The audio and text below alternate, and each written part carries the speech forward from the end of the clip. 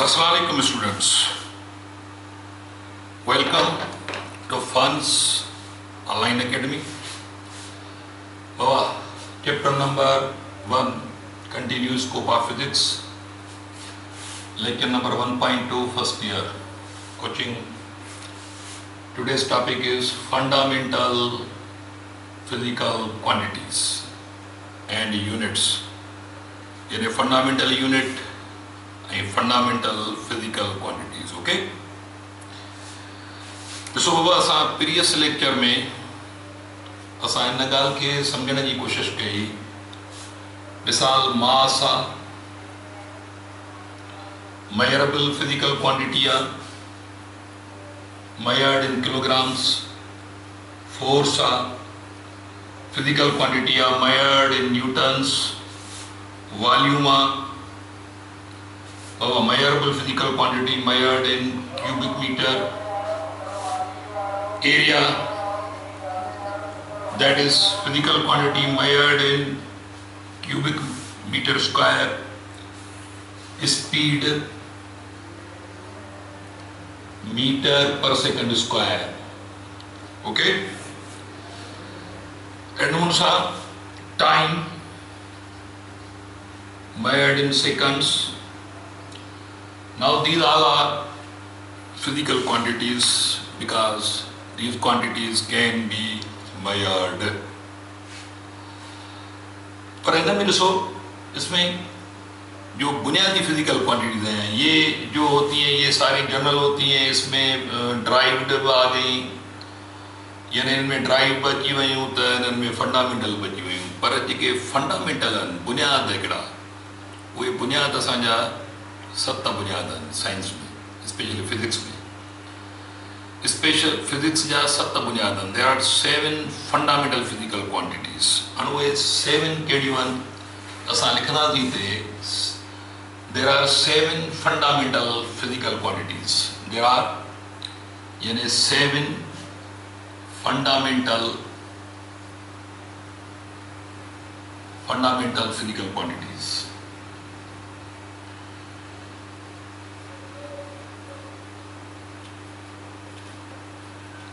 सत बुनियाद, उन्होंने 7 बुनियादनि में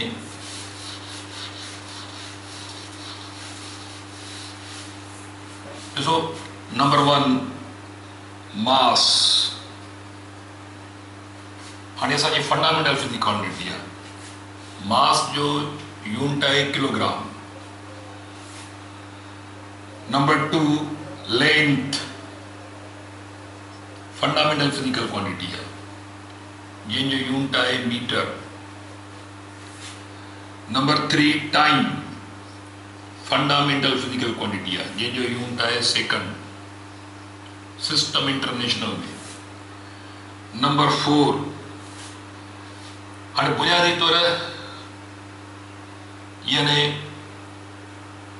पहिरियां ई 3 बुनियाद आहे, पोइ बुनियाद वधाया विया, फंडामेंटल फिजिकल क्वांटिटी एक्सटेंशन ॾिनी वई, माना 4 further 4 more are added.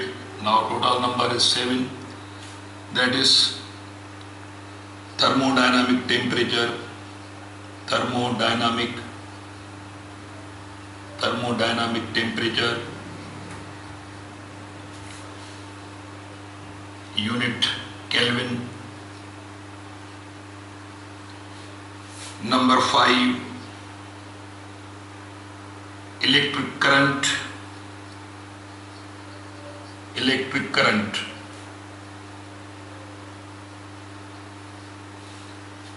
unit उनजो एम्पियर।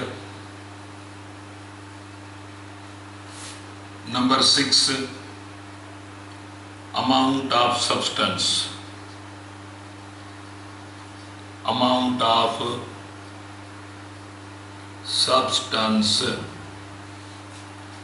जंहिंजो यूनिट आहे मोल।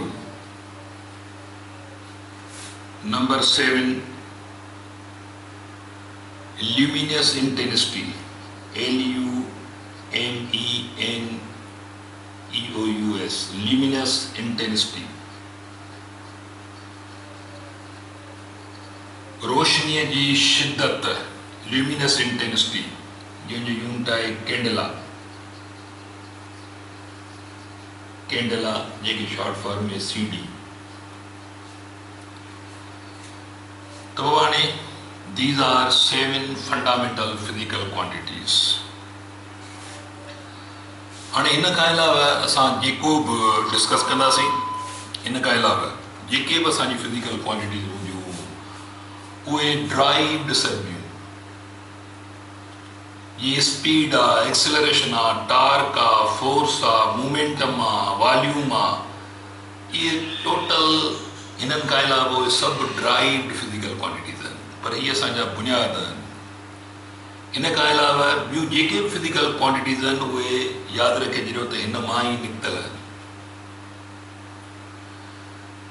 हाणे ही सभु त फंडामेंटल आहिनि, पर इन खां पोइ हिकिड़ियूं ॿ सप्लीमेंट्री जेके फिज़िकल क्वांटिटीज़ आहिनि उहे सप्लीमेंट्री ॿ फिज़िकल उहे बि असां लिखंदासीं, पर फ़िलहाल असां हिनखे सम्झूं था पिया। त हाणे यादि रखी छॾियो त इहे आहिनि फंडामेंटल फिज़िकल क्वांटिटीज़ ऐं इहे हुनजा फंडामेंटल या बेस यूनिट्स आहिनि। हाणे एक्चुअली हिन खां अलावा मूं तव्हांखे ॿुधायो त असां हिननि खां अलावा ही बुनियाद आहिनि, सॼी फिज़िक्स जो बुनियाद हिननि में आहे। अचो हाणे इन ॻाल्हि खे सम्झूं त ड्राइव्ड वरी कहिड़ियूं थींदियूं। मिसाल हाणे ही तव्हां यादि रखे छॾियो त ही असांजा बेस यूनिट्स आहिनि ऐं ही बेस फिज़िकल या फंडामेंटल फिज़िकल क्वांटिटीज़ आहिनि। हिन खां अलावा असां जेकॾहिं एग्ज़ाम्पल था लिखूं ड्राइव्ड फिज़िकल क्वांटिटीज़,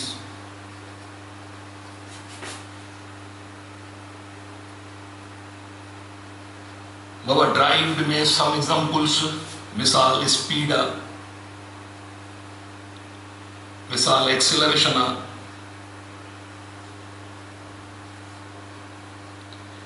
मिसाल वॉल्यूम आहे, मोमेंटम आहे,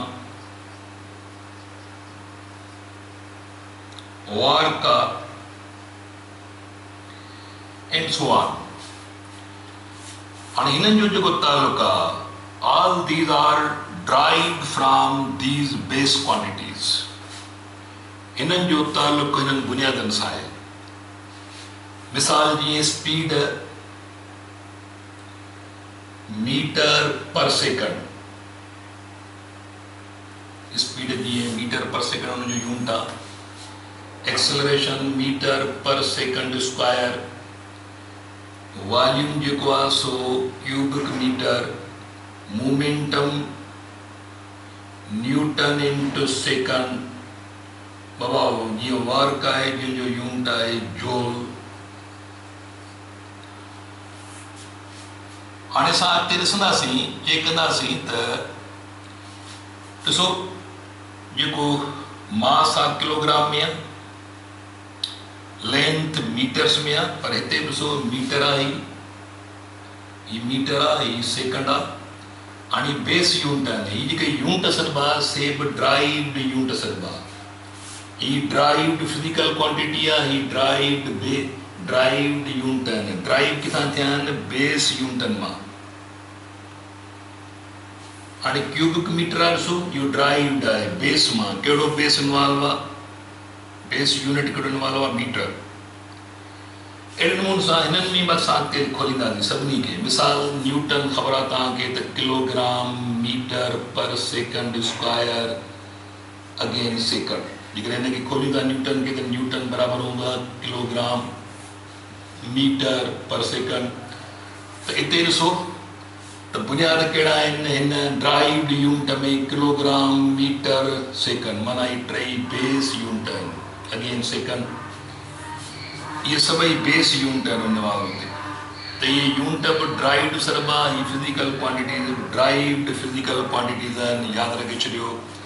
ऐं ही तव्हांजो बेस फिज़िकल क्वांटिटीज़ आहिनि, ही बेस यूनिट्स आहिनि। अॻिते असां आस्ते आस्ते हिन ॻाल्हियुनि खे सम्झंदासीं। इन खां अलावा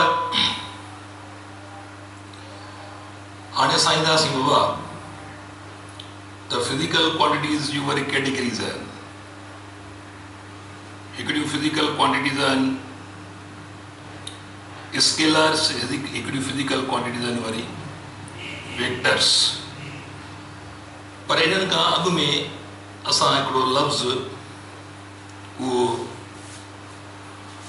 जेको टर्म इस्तेमालु कंदासीं उहो आहे डायमेंशन। त डायमेंशन असांखे कमु ईंदो फर्स्ट चैप्टर में, ये डायमेंशन असांखे हर चैप्टर में कमु ईंदा। त थोरो डायमेंशन खे असां यानी सम्झण जी कोशिशि कयूं त डायमेंशन छा आहे।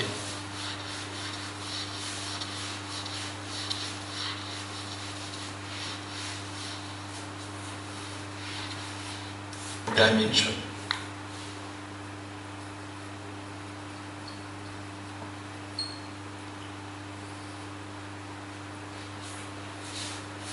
ॾिसो एक्चुअली ही बुनियादनि खे डायमेंशन बि चइबो।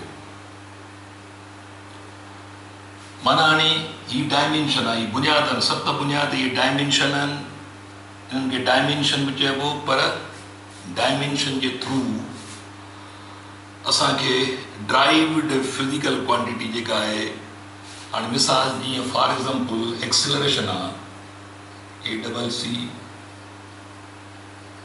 हाणे एक्सेलरेशन जो यूनिट आहे मीटर पर सेकंड स्क्वायर।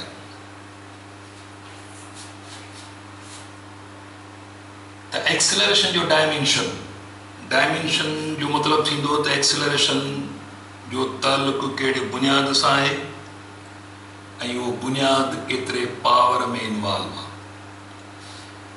मिसाल हाणे यादि रखे छॾियो, असां जेकॾहिं डायमेंशनल सिंबल ॾींदासीं हिननि खे त मास जी डायमेंशनल सिंबल जेका थींदी डायमेंशनल सिंबल मास जी थींदी M कैपिटल, लेंथ जी डायमेंशनल सिंबल थींदी वञी L कैपिटल, टाइम जी डायमेंशनल सिंबल थींदी T कैपिटल, थर्मोडायनामिक टेम्परेचर जी डायमेंशनल सिंबल थींदी थीटा, इलेक्ट्रिक करंट जी dimensional symbol I, amount of substance जी डायमेंशनल सिंबल N ऐं ल्यूमिनस इंटेंसिटी जी डायमेंशनल सिंबल J कैपिटल। ये डायमेंशनल सिंबल्स आहिनि। असां जिते M लिखंदासीं माना बेस क्वांटिटी मास आहे। असां टाइम लिखंदासीं मीन्स यानी T लिखंदासीं मीन्स टाइम इंडिकेटर आहे। इलेक्ट्रिक I लिखंदासीं माना इलेक्ट्रिक करंट जी सिंबल आहे। त असां जेके बेस फंडामेंटल फिजिकल क्वांटिटीज़ आहिनि उन्हनि खे डायमेंशन बि चइबो। पर हाणे एक्सेलरेशन जो डायमेंशन कहिड़ो आहे? एक्सेलरेशन जो डायमेंशन यादि रखे छॾियो। ॾिसो यूनिट जी पहिरीं ॻाल्हि त तव्हांखे ख़बर हुजे त मास ही जेको मीटर आहे M, इहो मीटर यादि रखे छॾियो त मीटर इहो लेंथ खे ज़ाहिर थो करे। त हाणे यूनिट जी ख़बर हुजे त unit metre per second square आहे, त मीटर जेको आहे सो लेंथ जो यूनिट आहे ऐं लेंथ ख़ुदि पाण डायमेंशन आहे। एल सां ज़ाहिर कबो असांखे।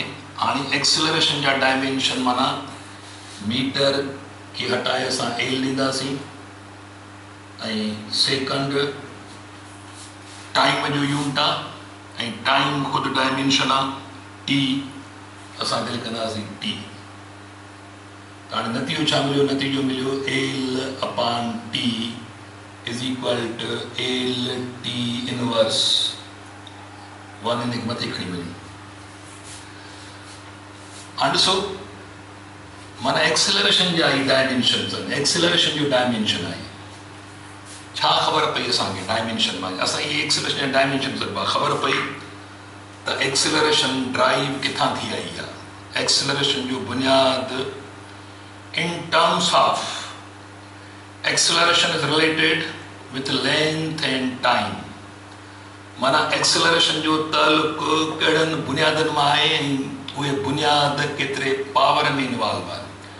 हाणे लेंथ इनवॉल्व आहे, ॿियो टाइम इनवॉल्व आहे, लेंथ इनवॉल्व आहे पावर 1 में ऐं टाइम इनवॉल्व आहे इनवर्स 1 में। फॉर एग्जाम्पल ख़बर आहे तव्हांखे त 1 यानी फोर्स जो यूनिट आहे न्यूटन, पर असां न्यूटन खे खोलींदा आहियूं, ख़बर आहे तव्हांखे, kilogram metre per second square.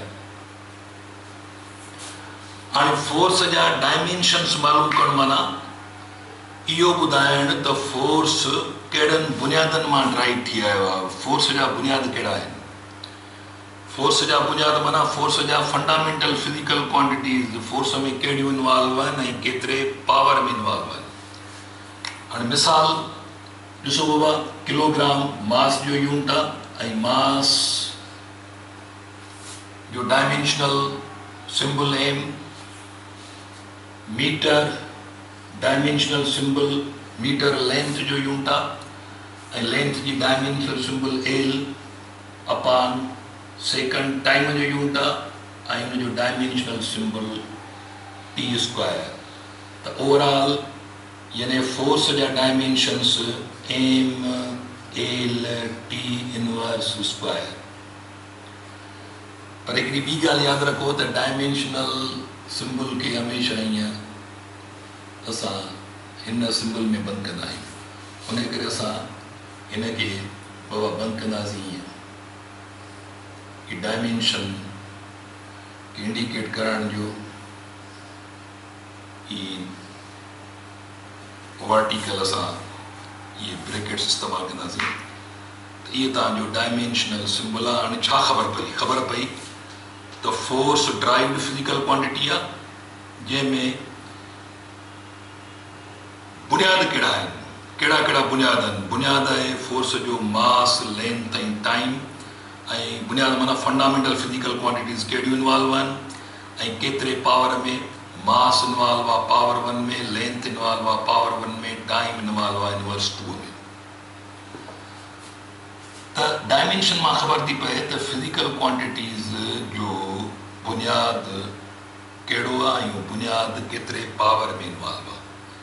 त जेकर मां लिखंदुसि डायमेंशन जी फर्स्ट कयो डेफिनेशन लिखां त पोइ यादि रखो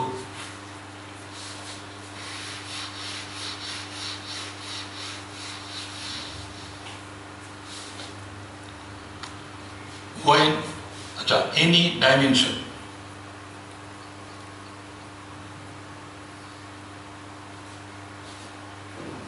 any derived physical quantity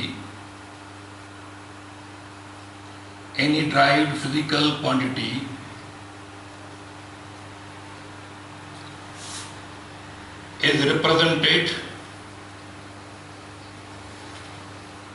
any derived physical quantity is represented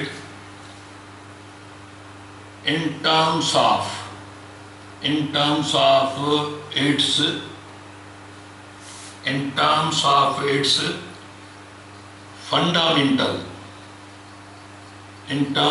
its fundamental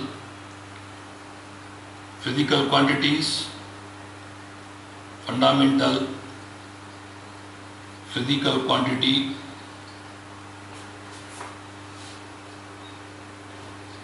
in terms of any derived physical quantity is represented in terms of its fundamental physical quantities with power, comma, is called its dimension,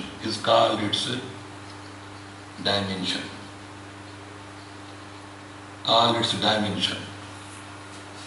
ॾिसो जीअं का derived physical quantity, जीअं असां फर्ज़ कयो speed आहे, derived physical quantity आहे। हाणे हिनखे असां रिप्रेज़ेंट था कयूं, ज़ाहिर था कयूं त संदसि बुनियाद कहिड़ा आहिनि, ही किथां ड्राइव थी वई आहे। त पहिरीं ॻाल्हि त तव्हांखे यूनिट खपे मीटर पर सेकंड।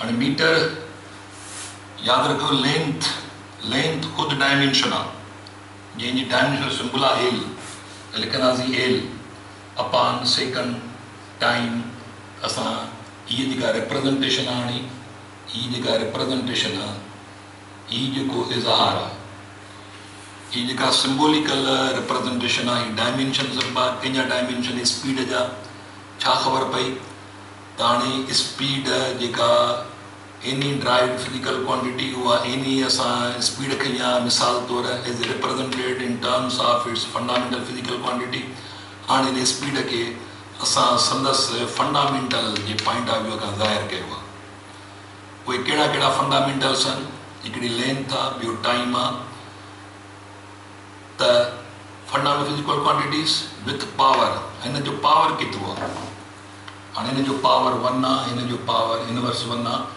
त हाणे हिन रिप्रेजेंटेशन के इन इज़हार के इन यानी रिप्रेजेंटेशन के छा सरबो हाणे हिनखे सरबो डायमेंशन कंहिंजो डायमेंशन स्पीड जो वरी अञा हिकिड़ो ॿियो मिसाल ॾियूं था फर्ज़ कयो मोमेंटम आहे मोमेंटम के पी सां ज़ाहिर कबो आहे मोमेंटम जो यूनिट आहे न्यूटन इंटू सेकंड हाणे न्यूटन के खोलियूं था त kilogram metre per second square into second हाणे सेकंड सेकंड में बाबा कैंसिल बाकी मोमेंटम जो किलोग्राम मीटर अपॉन सेकंड बचो ओके हाणे ॾिसो हिनखे मां हिते मथे थो रिप्रेजेंट कयां त मोमेंटम जीअं की पी सां ज़ाहिर कबो आहे तव्हां पढ़ी आया आहियो बुनियादी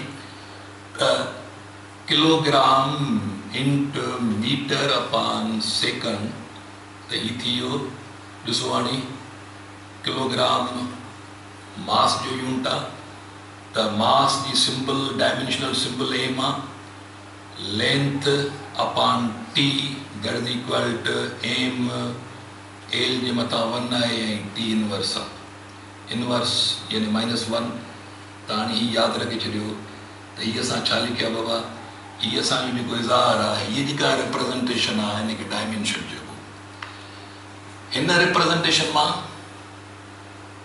छा जी ख़बर थी पए त जेका फिजिकल क्वांटिटी मोमेंटम आहे उनजो बुनियाद उनजा बेस यानी जेके फंडामेंटल्स आहिनि कहिड़ा फंडामेंटल्स इन्वॉल्व आहिनि मोमेंटम में ऐं केतिरे पावर में त मास इन्वॉल्व आहे पावर 1 में लेंथ इन्वॉल्व आहे पावर 1 में टाइम इन्वॉल्व आहे इनवर्स 1 में त यादि रखे छॾियो any derived physical quantity is represented in terms of its fundamental physical quantities carb derived physical quantity जिन्हें पंहिंजे बुनियादनि ज़रिए या बुनियादनि जे पॉइंट ऑफ व्यू खां उनखे ज़ाहिर कयूं पावर समेत ज़ाहिर कयूं with power is called its dimensions त उहा रिप्रेजेंटेशन इहे यानी डायमेंशन सभु आहे डायमेंशन जे मां छा थी ख़बर पए डायमेंशन मां ख़बर थी पए त carb derived quantity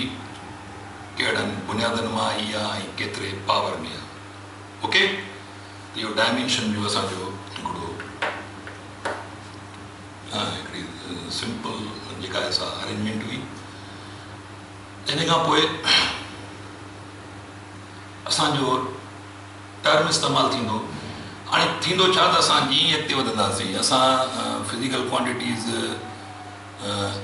chapter wise जीअं ईंदियूं वेंदियूं असां हुनजा डायमेंशन कंदा हलंदासीं को मसइलो कोन्हे को इहे सभु शयूं तव्हांखे पर ख़बर तव्हांखे बुनियादी तौरु ख़बर हुजे त डायमेंशन जो मतिलबु इहो आहे त का बि ड्राइव्ड फिजिकल क्वांटिटी हाणे एक्चुअली हिननि फंडामेंटल खे ही फंडामेंटल फिजिकल क्वांटिटीज़ ही ख़ुदि पाण डायमेंशन्स आहिनि इन्हनि जा डायमेंशनल सिम्बल्स ही आहिनि यादि रखे छॾियो डायमेंशनल सिम्बल्स आहिनि हाणे हिन सिम्बल ज़रिए ॾिसो ही सिम्बल्स आहिनि डायमेंशनल सिम्बल्स आहिनि त असांखे ख़बर पई त स्पीड जो बुनियादु कहिड़ो आहे छाकाणि स्पीड ड्राइव्ड आहे पाण करे आहियूं पोइ त इहा ॻाल्हि त हिकिड़ा बुनियादनि सतनि बुनियादनि मां ॿिया ड्राइव थींदियूं शयूं सभु स्पीड ड्राइव थियल आहे मोमेंटम टार्क वर्क एनर्जी त तमामु घणियूं आहिनि इलेक्ट्रिक फ्लक्स आहे एंगुलर मोमेंटम आहे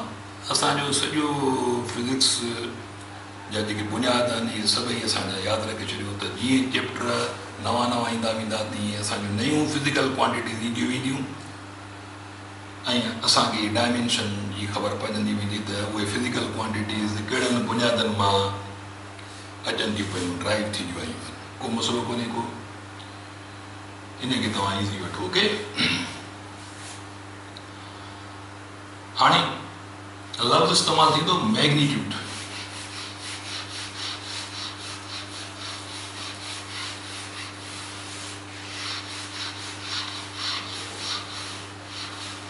टर्म इस्तेमालु थींदो बाबा magnitude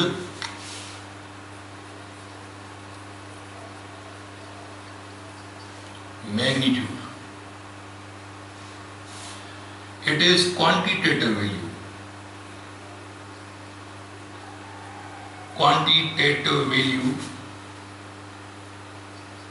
of any physical quantity.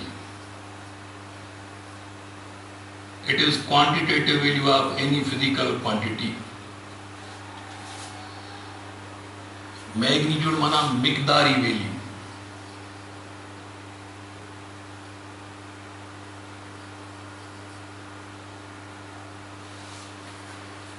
माना फिजिकल क्वांटिटी का पंहिंजे मिकदार में केतिरी आहे it is quantitative value of any physical quantity magnitude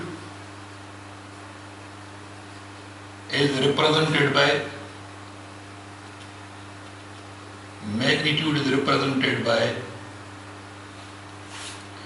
using the number and suitable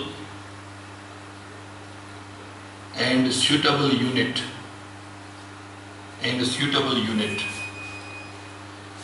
magnitude is represented by using the number and suitable unit and misal mass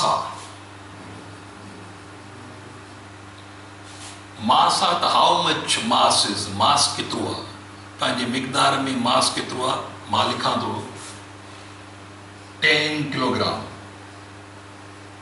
छा लिखियो आहे मां लिखियो आहे 10 किलोग्राम हाणे 10 किलोग्राम ॾिसो हिते 10 नंबर आहे 10 is number and suitable unit जेको किलोग्राम इहो मास जो यूनिट आहे त अंक ऐं यूनिट ॿई गॾिजी ॿुधाइनि था हाउ मच मास इज़ मास पंहिंजे मिकदार में केतिरो आहे मां हिनखे हाणे हिन मिकदार खे वरी फिजिक्स जी लैंग्वेज में चवंदुसि मैग्नीट्यूड बाबा मास जो मैग्नीट्यूड केतिरो आहे त मास जो मैग्नीट्यूड आहे 10 किलोग्राम पर जेकॾहिं रुगो किलोग्राम लिखां इहो त मूं यूनिट लिखियो आहे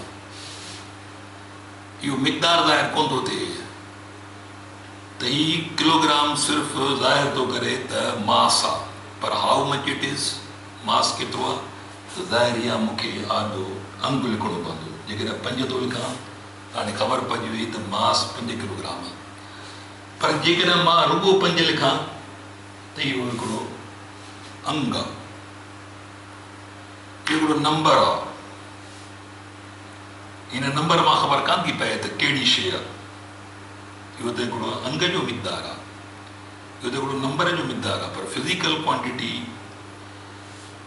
कहिड़ी आहे हिन मां का ख़बर पवंदी जेकॾहिं मां 5 जे आॾो रुगो मां मीटर लिखां त हीउ हिकिड़ो मिक़दार ज़ाहिर थी वियो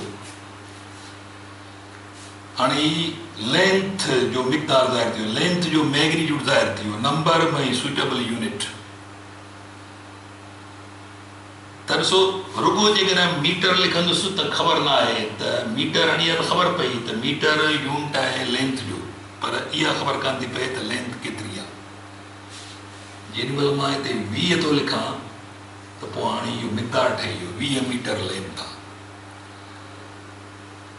त आम तौर ते कंहिं बि फिज़िकल क्वांटिटी जो बाबा क्वांटिटेटिव वैल्यू ज़ाहिर करण लाइ मैग्नीट्यूड ज़ाहिर करण लाइ अंग जो ऐं यूनिट जो हुजणु लाज़मी आहे पर चंद केस अॻिते पढ़ंदासीं चंद केस अहिड़ा आहिनि जिन जे मैग्नीट्यूड सिर्फ़ु अंग सां ज़ाहिर थींदो आहे उहो असांजो कमिंग मौज़ू आहे, हिन विच में कोन था आणियूं। हाणे जेकॾहिं फ़र्ज़ु कयो मां हिते लिखियो आहे वोल्ट, ख़बर आहे तव्हांखे वोल्ट वोल्टेज जो यूनिट आहे। हाणे वोल्ट लिखण सां ख़बर त कान थी पए त केतिरी वोल्टेज आहे, पर जेकॾहिं मां हिते अंगु लिखां 220, हाणे 220 वोल्ट माना मूं लिखियो आहे हाणे 220 अॻियां वोल्ट बि लिखियो, त हाणे ख़बर पइजी वई त मिक़दार वोल्टेज जो केतिरो मिक़दार आहे, माना वोल्टेज जो मैग्नीट्यूड केतिरो आहे। त हाणे ज़हन में रखो वोल्ट यूनिट मां ख़बर पए थी त फिज़िकल क्वांटिटी कहिड़ी आहे, पर अंग ऐं यूनिट ॿई गॾिजी ॿुधाइनि था त हाउ मच इट इज़। अंग ऐं यूनिट ॿई गॾिजी ॿुधाइनि था त वोल्टेज केतिरी आहे, फिज़िकल क्वांटिटी वोल्टेज आहे उहा केतिरी आहे। रुगो अंग लिखंदासीं त ख़बर न पवंदी त इहो सिर्फ़ु अंग जो मिक़दार आहे, पर का ख़बर कान थी पए त फिज़िकल क्वांटिटी जी ख़बर न पवंदी। पर 220 जे आॾो मां रुगो फ़र्ज़ु कयो मां रुगो वाट लिखां, पावर जो यूनिट आहे ख़बर त आहे। त हाणे छा थी वियो, वाट मां ख़बर पई माना यूनिट मां ख़बर पई त फिज़िकल क्वांटिटी कहिड़ी आहे, ज़ाहिरी आहे पावर आहे, पर अंग ऐं वाट ॿई गॾिजी ॿुधाइनि था त पावर केतिरो आहे, माना हुनजो मिक़दार केतिरो आहे, क्वांटिटेटिव वैल्यू केतिरो आहे, मैग्नीट्यूड केतिरो आहे। त इहो यादि रखो त कंहिं बि शइ जो क्वांटिटेटिव वैल्यू, मिक़दारी वैल्यू यानी मैग्नीट्यूड रिप्रेज़ेंट करण लाइ, मैग्नीट्यूड खे ज़ाहिर करण लाइ अंग खपंदो, नंबर खपंदो, ऐं ॿियो छा खपंदो, सुटेबल यूनिट। ई मूं तव्हांखे जी मिसाल ॾिनो, तव्हांजे घर में अन्न जी बोरी आई आहे, लिखियलु आहे हुन ते 100 किलोग्राम।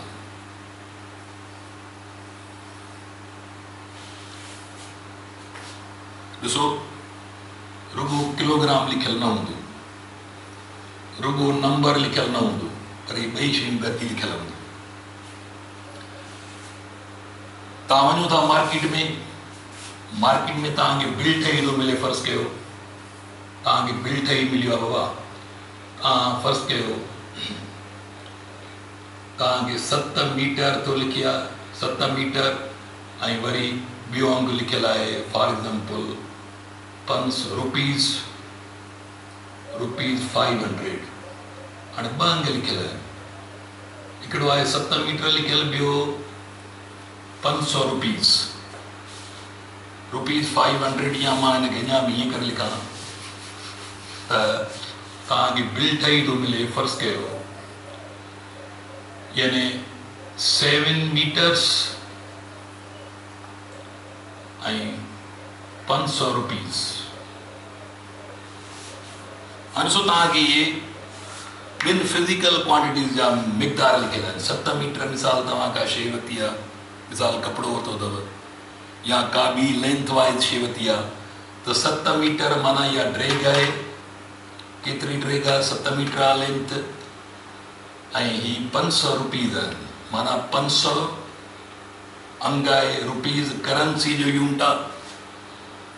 त रुपीज़ मां ख़बर थी पए त इहा करंसी आहे, मीटर मां ख़बर थी पए त इहा लेंथ आहे, पर 7 अंग जेको आहे 7 मीटर ॿई गॾिजी ॿुधाइनि था त लेंथ जो मिक़दार 7 मीटर आहे, 500 ऐं रुपीज़ ॿई गॾिजी ॿुधाइनि था त हुनजी करंसी केतिरी, माना क़ीमत केतिरी आहे, उहो हुन करंसी जो वैल्यू लिखियलु आहे 500 रुपीज़।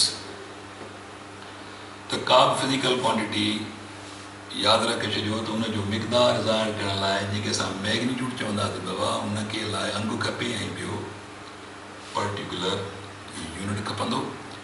त अॼोको लेक्चर असां हिते वाइंड अप था कयूं, वरी असां ॿिए लेक्चर सां गॾु हाज़िर थींदासीं। पंहिंजो ख़्यालु रखिजो। अल्लाह हाफ़िज़।